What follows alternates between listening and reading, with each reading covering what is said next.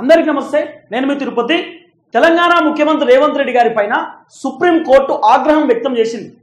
నిన్న కూడా 10 మంది ఎమ్మెల్యేలకు సంబంధించినటువంటి విచారణ నడిచింది. ఈ రోజు కూడా విచారణ నడిచింది. నిన్న కూడా సుప్రీం కోర్టు రేవంత్ రెడ్డి గారి పైన సీరియస్ అయినారు. ఈ రోజు కూడా సుప్రీం కోర్టు సీరియస్ అయినటువంటి పరిస్థితి.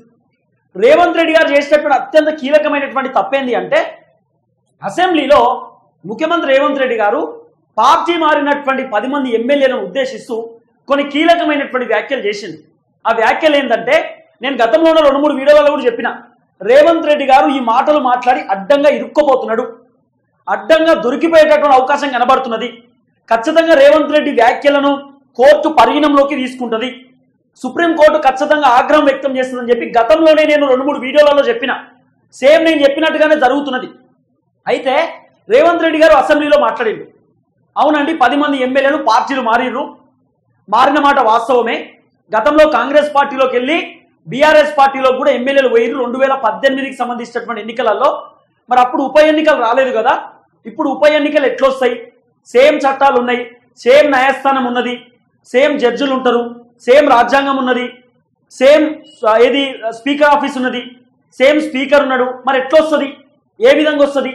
అధ్యక్ష, ఉప ఎన్నికలు రావు, ఉప ఎన్నికలు వచ్చేటటువంటి అవకాశం లేదు. ఒకవేళ హరీష్ రావు రాజీనామా చేసినా, కేటీఆర్ రాజీనామా చేసినా, కేసీఆర్ రాజీనామా చేసినా కూడా ఉప ఎన్నికలు రావు, ఉప ఎన్నికలు వచ్చేటటువంటి అవకాశం లేదు అని చెప్పి రేవంత్ రెడ్డి అసెంబ్లీలో మాట్లాడిండు. అయితే రేవంత్ రెడ్డి ఇట్లా మాట్లాడడం వల్ల సుప్రీంకోర్టు ఆగ్రహం వ్యక్తం చేసింది. ఎందుకు అంటే, ఆల్రెడీ ఈ 10 మంది పార్టీ మారినటువంటి ఎమ్మెల్యేలకు సంబంధించినటువంటి కేసు అంశం సుప్రీంకోర్టులో నడుస్తున్నది. సుప్రీంకోర్టులో విచారణ నడుస్తున్నటువంటి అనంతరం రేవంత్ రెడ్డి ఎట్లా మాట్లాడతాడు? ఓవైపు స్పీకర్ ఆఫీస్కి సంబంధించినటువంటి, అంటే కాంగ్రెస్ పార్టీ తరఫున వాదిస్తున్నటువంటి లాయరు, బీఆర్ఎస్ పార్టీ తరఫున వాదిస్తున్నటువంటి లాయర్ల మధ్యలో అక్కడ అలాంటి ఘర్షణ నడుస్తున్నది. కోర్టులో గట్టిగా వాదిస్తూ ఉన్నారు, హాట్ టాపిక్ నడుస్తున్నది. ఒకవైపు స్పీకర్ తరఫున వాదిస్తున్నటువంటి లాయర్ ఏమో, కోర్టు స్పీకర్కి చెప్పొద్దు, స్పీకర్ కంటూ సపరేట్ చట్టాలు ఉంటాయి, స్పీకర్ కంటూ సపరేట్ రాజ్యాంగం ఉంటుంది, మీరు స్పీకర్కి చెప్పొద్దు, స్పీకర్స్ పని స్పీకర్ చేసుకుంటాడని చెప్పి స్పీకర్ తరఫున న్యాయవాది కోర్టుకు చెప్తే, లేదు కోర్టుకు స్పీకర్కు చెప్పేటటువంటి అర్హత ఉన్నది, స్పీకర్ను ఆదేశించేటటువంటి అర్హత కోర్టుకు ఉన్నది, బాజప్తా చెప్తాం, మీరు తప్పులు చేసుకుంటూ పోతా ఉంటే చేతులు కట్టుకొని కూర్చోవాలన్నా ఇంకెన్ని సంవత్సరాలు పడుతుంది? 4 సంవత్సరాలు పడుతుందా ఈ పార్టీ మారినటువంటి ఎమ్మెల్యేల పైన అనర్హత వేటు వేయడానికి? ఈ బీఆర్ఎస్ పార్టీ ఎమ్మెల్యేలు సుప్రీంకోర్టులో పిటిషన్ వేసిన తర్వాత, మేము విచారణ చేసిన తర్వాత, మేము స్పీకర్కు నోటీస్ ఇచ్చిన తర్వాత స్పీకర్ ఎమ్మెల్యేలకు నోటీస్ ఇచ్చిండు. అప్పటిదాకా స్పీకర్ ఎటువంటి డిసిషన్ ఎమ్మెల్యేల పైన తీసుకోలేదు. హైకోర్టులో పిటిషన్ వేసిర్రు, హైకోర్టులో పిటిషన్ వేసిన తర్వాత ఆ కేసు పెండింగ్ లో ఉంది కాబట్టి హైకోర్టులో మాకు న్యాయం జరగలేదని చెప్పి వీళ్ళు సుప్రీంకోర్టుకు వచ్చినారు. సుప్రీంకోర్టు ఖచ్చితంగా ఈ అంశాన్ని పరిగణంలోకి తీసుకుంటుంది. ఇమీడియట్లీ మీరు ఫస్ట్ ఆ 10 మంది ఎమ్మెల్యేలకు సంబంధించినటువంటి వ్యవహారంలో డిసిషన్ తీసుకోండి అని చెప్పి సుప్రీంకోర్టు స్పీకర్ సార్కి కీలకమైనటువంటి అంశాలు చెప్పేటటువంటి కార్యక్రమం చేశారు. అట్లే సుప్రీంకోర్టు ఇంకో కీలకమైనటువంటి మాట ఏంటంటే, గతంలోనే కోర్టు ధిక్కరణకు సంబంధించినటువంటి కేసు అంశంలో ఒక స్పీకర్ని కోర్టుకు తీసుకొచ్చినాం, కోర్టు బోన్లో నిల్చోబెట్టినాం. అట్లా మీరు నిల్చోవద్దు, అది మర్చిపోకండి. మీరు కూడా వస్తే రండి, మరి కోర్టులో నిల్చోండి, అక్కడ దాకా తీసుకురావద్దు అంటే మీరు డిసిషన్ తీసుకోండి. ఉల్టా పుల్టా మా మీదనే మాట్లాడొద్దు, మాకు తెలుసు ఏం చేయాలనో, మాకు తెలుసు ఎట్లా ముందుకు పోవాలనేది మాకు తెలుసు అని చెప్పి సుప్రీంకోర్టు ప్రభుత్వం పైన ఆగ్రహం వ్యక్తం చేశారు. తర్వాత ముఖ్యమంత్రి రేవంత్ రెడ్డి గారి పైన అయితే చాలా సీరియస్ అయినారు. రేవంత్ రెడ్డి గతంలోనే ఎమ్మెల్సీ కల్వకుంట్ల కవితక్క ఢిల్లీ లిక్కర్ స్కామ్ కు సంబంధించినటువంటి కేసు అంశంలో ఆమె జైలుకు పోయినటువంటి నేపథ్యంలో ఆమెకు బెయిల్ వచ్చిన తర్వాత రేవంత్ రెడ్డి గారు ఒక కీలకమైనటువంటి వ్యాఖ్యం చేసిండు. ఆయన ఏం మాట్లాడిండు? కవిత బయటికి రావడానికి గల కారణం బీజేపీ అన్నాడు. బీజేపీ వల్లనే కవిత బయటకు వచ్చింది, బీజేపీ బీఆర్ఎస్ 2 ఒకటే అని చెప్పింది. అంటే అక్కడ కోర్టు ఇచ్చినటువంటి బెయిల్ని కూడా రేవంత్ రెడ్డి కొంత వ్యాఖ్యలు చేసిండు. అంటే కోర్టును ధిక్కరించేటటువంటి కార్యక్రమం చేసిండు, న్యాయస్థానాన్ని ధిక్కరించే కార్యక్రమం చేసిండు. కోర్టు ఇచ్చినటువంటి తీర్పుని రేవంత్ రెడ్డి గౌరవించేటటువంటి పదంగా మాట్లాడలే. గతంలో రేవంత్ రెడ్డి అట్లనే మాట్లాడిండు. కోర్టు ఆగ్రహమైంది, కవితకు మేం బెయిల్ ఇస్తే బీజేపీ అని చెప్తున్నావు, ఏంది నీ కథ అని చెప్పి సుప్రీంకోర్టు చెప్తే, లేదు సారీ అని చెప్పి క్షమాపణ కోరిండు రేవంత్ రెడ్డి సార్. గతంలోనే నన్ను క్షమించండి, నేను కోర్టును గౌరవిస్తా, చట్టాలను గౌరవిస్తా, నేను అట్లా మాట్లాడను అని చెప్పి గతంలోనే సుప్రీంకోర్టుకు సారీ చెప్పిండు రేవంత్ రెడ్డి. సుప్రీంకోర్టు ఇంకో వ్యాఖ్యం చేసింది తెలుసా, కీలకమైనటువంటి వ్యాఖ్యలు.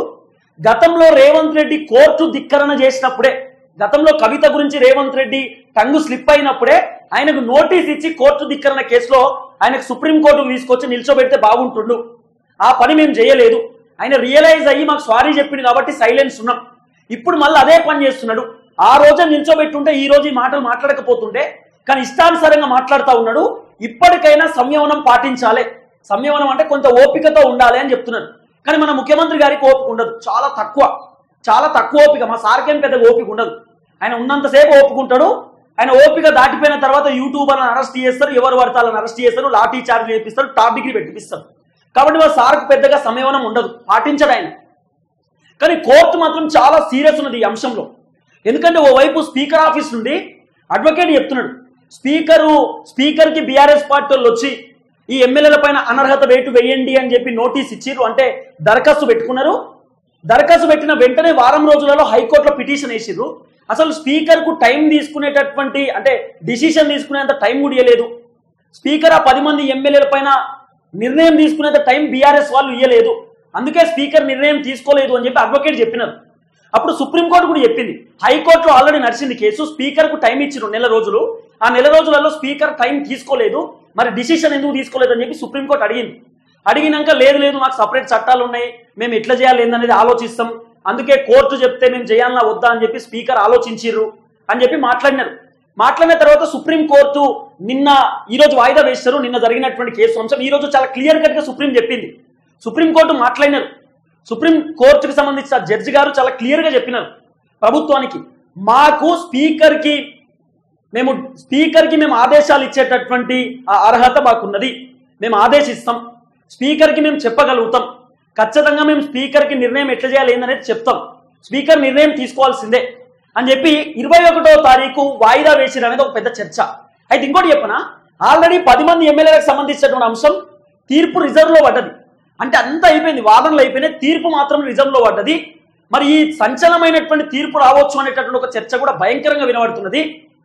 మరి కోర్టు కంటే ముందు మనం చెప్పొద్దు, ఎందుకంటే మనం కోర్టును ధిక్కరించినట్టు అవుతుంది. రేవంత్ రెడ్డి ధిక్కరించినట్టు మనం ధిక్కరించాం, కోర్టుని చట్టాలను న్యాయస్థానాలను మనం నమ్ముతాం. మనకి ఏం సమస్య ఉన్నా కూడా మనం కోర్టు పైన నమ్మకం పెట్టుకుంటాం, కోర్టు పైన ధైర్యం పెట్టుకుంటాం. మనకు రాజ్యాంగం ఉన్నది, హక్కులు కల్పించింది రాజ్యాంగం మనల్ని కాపాడుతుంది అనేటటువంటి ఆలోచనలో మనం ఉంటాం. రేవంత్ రెడ్డి లెక్క కాదు కదా. కాబట్టి చాలా సీరియస్ ఉంది 10 మంది ఎమ్మెల్యేలకు సంబంధించినటువంటి అంశంలో. సుప్రీంకోర్టు అనర్హత వేటు వేయొచ్చు అనేది చాలా మంది రాజకీయ విశ్లేషకులు, సీనియర్ జర్నలిస్టులు మాట్లాడుతూ ముందుకు వస్తూ ఉన్నారు. కొంత సోషల్ మీడియాలో ప్రచారం నడుస్తూ ఉంది. అనేక మంది అనేక రకాలుగా ఊహాగానాలు వస్తూ ఉన్నాయి. ఖచ్చితంగా ఈ 10 మంది ఎమ్మెల్యేల పైన అనర్హత వేటు పడవచ్చు, కోర్టు సీరియస్ ఉన్నది. ఆల్రెడీ రేవంత్ రెడ్డి గారికి కోర్టు షాక్ ఇచ్చింది కాబట్టి ఈ 10 మంది ఎమ్మెల్యేల దుకాణం కూడా బంద్ అయ్యేటటువంటి అవకాశం ఉన్నది అనేది ఒక పెద్ద చర్చ నడుస్తున్నది. కాబట్టి మాక్సిమం ఈ 10 మంది ఎమ్మెల్యేల పైన కోర్టు కొంత సీరియస్ గానే ఉంది. రేవంత్ రెడ్డి గారి పైన సీరియస్ ఉన్నారు, స్పీకర్ పైన కూడా సీరియస్ ఉన్నారు. స్పీకర్ ఇంకెన్ని రోజులు టైం పడుతుంది, ఇంకా 4 సంవత్సరాలు టైం తీసుకుంటారా, మేము చూసుకుంటున్నాలా, మీరు చట్టాలను ఉల్లంఘిస్తూ ఉంటే, న్యాయస్థానాన్ని ఉల్లంఘిస్తూ ఉంటే మేము చూసుకుంటున్నాలా అని చెప్పినది. అయితే ఎమ్మెల్యేలు ఏం చేశారు తెలుసా, సుప్రీంకోర్టుకి అఫిడవిట్ దాఖలు చేశారు. ఆ అఫిడవిట్లో మేము పార్టీలు మారలేదు, మేము బీఆర్ఎస్ పార్టీలోనే ఉన్నామని చెప్పి సుప్రీంకోర్టుకు అఫిడవిట్ ఇస్తే, రేవంత్ రెడ్డి ఏమో అసెంబ్లీలో లేదు మేము పార్టీ మారినాము, అంటే మా వాళ్ళు పార్టీలు మారిరు, బీఆర్ఎస్ నుండి కాంగ్రెస్లోకి వచ్చిర్రు, మేము తీసుకున్నాము, అభివృద్ధి బాటలో నడుస్తుర్రు అని చెప్పి రేవంత్ రెడ్డి ఒప్పుకున్నాడు. ఎమ్మెల్యేలు ఏమో పార్టీ మారలేదని చెప్పారు కోర్టుకి, రేవంత్ రెడ్డి అసెంబ్లీలో పార్టీ మారిరు, 10 మంది ఎమ్మెల్యేలు నేను తీసుకున్నాను ఒప్పుకున్నాడు. అయితే సుప్రీంకోర్టు రేవంత్ రెడ్డి గారికి ఒక కీలకమైనటువంటి ఆదేశాలు ఇచ్చినారు. మీరు అసెంబ్లీలో కోర్టు తీర్పు ఇయ్యకంటే ముందు మీరు ఎట్లా తీర్పిచ్చుకున్నారు అంటే, ఇప్పుడు కోర్టులో కేసు నడుస్తున్నది, అనర్హత వేటు కాదా, లేకపోతే ఆ కేసును కొట్టేస్తుందా కోర్టు, లేకపోతే కోర్టు ఆ కేసు వాయిదా వేస్తుందా ఏంటనేది ఇంకా తీర్పు రాలే, రిజర్వ్లో ఉంది తీర్పు, ఇంకా కోర్టు డిసిషన్ తీసుకోలే. కోర్టు డిసిషన్ తీసుకుంటే కంటే ముందు రేవంత్ రెడ్డి డిసిషన్ తీసుకున్నాడు. ఏది, ఉప ఎన్నికలు ఉన్నాయి అధ్యక్ష, ఉప ఎన్నికలు రావు, వచ్చే అవకాశమే లేదు అని చెప్పి రేవంత్ రెడ్డి మాట్లాడేటటువంటి కార్యక్రమం చేశాడు. రేవంత్ రెడ్డి మాట్లాడిన తర్వాత కోర్టు కూడా చాలా సీరియస్ అయింది సుప్రీంకోర్టు. కాబట్టి సుప్రీంకోర్టు రేవంత్ రెడ్డికి లిఖితపూర్వకమైనటువంటి సమాధానం మాకు కావాలి అని చెప్పి రేవంత్ రెడ్డికి నోటీస్ పంపబోతుంది అనేది ఒక పెద్ద చర్చ. సుప్రీంకోర్టు రేవంత్ రెడ్డికి ఆదేశాలు ఇచ్చినారు, లిఖితపూర్వమైనటువంటి మాకు సంభాషణ కావాలంటే సందేశం కావాలి, మాకు ఆన్సర్ కావాలి, సందేశం కావాలి, మాకు పంపండి సుప్రీంకోర్టుకి, మీరు ఎందుకు ఆ వ్యాఖ్యలు చేసి మాకు ఆన్సర్ ఇవ్వండి, సమాధానం ఇవ్వండి అని చెప్పి సుప్రీంకోర్టు రేవంత్ రెడ్డి గారికి ఆదేశాలు ఇచ్చారు. మరి రేవంత్ రెడ్డి గారు సుప్రీంకోర్టుకి ఏం చెప్తారో తెలియదు. కానీ రేవంత్ రెడ్డి గారు ఇప్పటికైనా టంగు స్లిప్ కాకుండా, కోర్టులు ఉన్నాయి, చట్టాలు ఉన్నాయి, న్యాయస్థానం ఉన్నది, న్యాయస్థానంలో కేసు ఉన్నది, అట్లా మాట్లాడవద్దు అని చెప్పి తెలుసుకొని మాట్లాడాలి. ఎందుకంటే ముఖ్యమంత్రి హోదాలో ఉన్నటువంటి వ్యక్తి మీరు. చూద్దాం ఏం జరగబోతుందో. మొత్తానికి 10 మంది ఎమ్మెల్యేలు కూడా పెద్ద టెన్షన్లో ఉన్నారు. ఏం చేయాలో అర్థం కానటువంటి సిచ్యువేషన్లో ఉన్నారు. చాలా మంది ఎమ్మెల్యేలు ఇట్లా నెత్తి పట్టుకుని ఉన్నారు. వామ్మో ఇది ఎక్కడ పరిస్థితి అని చెప్పి ఇట్లా నెత్తి పట్టుకుని ఉన్నారు. కాబట్టి చూడాలి మరి సుప్రీంకోర్టు డిసిషన్ ఎట్లుంటుంది. మరి సుప్రీంకోర్టు తీర్పు రిజర్వ్లో పెట్టింది అంటా ఉన్నారు. 21వ తారీఖు అంటా ఉన్నారు, 26వ తారీఖు అంటా ఉన్నారు. మరి కోర్టు ఎలాంటి డిసిషన్ తీసుకుంటుంది, మరి రేవంత్ రెడ్డి లిఖితపూర్వకమైనటువంటి ఏం రాస్తాడు, ఏం చెప్తాడు, ఎట్లా ముందుకు పోతాడు అనేది కూడా ముందు వేచి చూడాల్సినటువంటి అవసరం ఉంటుంది. చూద్దాం.